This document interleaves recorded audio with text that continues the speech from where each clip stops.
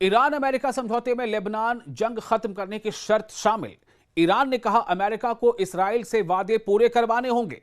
Tehran ने समझौते को तनाव कम करने के सिर्फ पहली शुरुआत बताया है। ईरान ने कहा है कि लेबनान में चल रहे इस्राएली सैन्य अभियान को खत्म करना तेहरान और वॉशिंगटन के बीच हुए समझौते का एक अहम और अलग न किया जा सकने वाला हिस्सा है, यानी ये इनसेपरेबल पार्ट है जिसे अलग नहीं किया जा सकता। ईरान के जो फॉरेन मिनिस्ट्री है उसके तर्जुमान इस्माइल बगाई ने सोमवार को एक प्रेस कॉन्फ्रेंस में यह बात कही। उन्होंने बताया कि ईरान और अमेरिका के जो अथॉरिटीज हैं उन्होंने एक समझौता ज्ञापन यानी MOU को आखिरी शक्ल दे दी है और इसकी जो फॉर्मल इस पर जो अब दस्तखत होना है ये जुमे को होने की उम्मीद है। इस्माइल बगाई के मुताबिक इस समझौते का मकसद सभी मोर्चों पर जंग को खत्म करना है। इसमें लेबनान के हालात भी शामिल हैं। उन्होंने कहा कि यह समझौता ईरान की मजबूती और दबावों के सामने उसके डटे रहने का परिणाम है।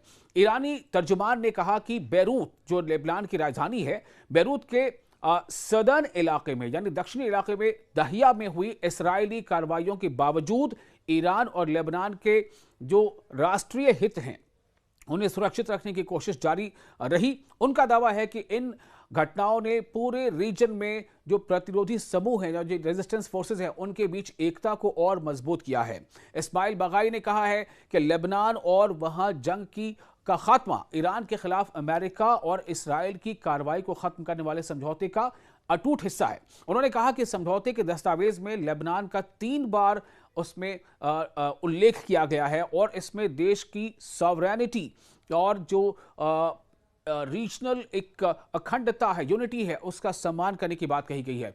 ईरान के साथ ही अमेरिका को चेतावनी भी दी गई है। बगाई ने कहा कि तेहरान को न तो इसराइल पर भरोसा है और न ही अमेरिका पर। उनके मुताबिक अमेरिका की जिम्मेदारी है कि वो अपने वादों का पालन करे और ये यकीनी बनाए कि इसराइल लेबनान पर कोई नया हमला न करे। उन्होंने कहा कि समझौते में दोनों पक्षों की, दोनों फरीक की जिम्मेदारियां तय हैं और सभी को अपनी अपनी कमिटमेंट का ख्याल रखना होगा।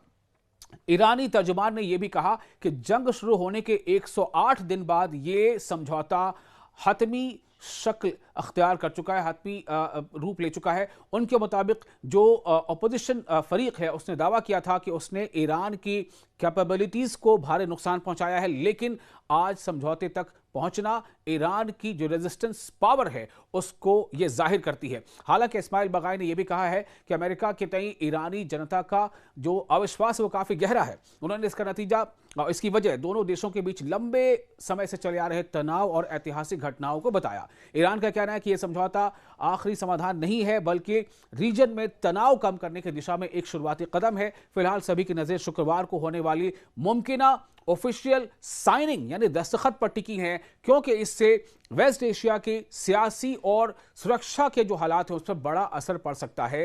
ये वीडियो आपको कैसा लगा, इस बारे में आपकी राय क्या है? आप हमें कमेंट बॉक्स में अपनी राय शेयर कर सकते हैं और वीडियो अच्छा लगा हो तो लाइक जरूर कीजिए।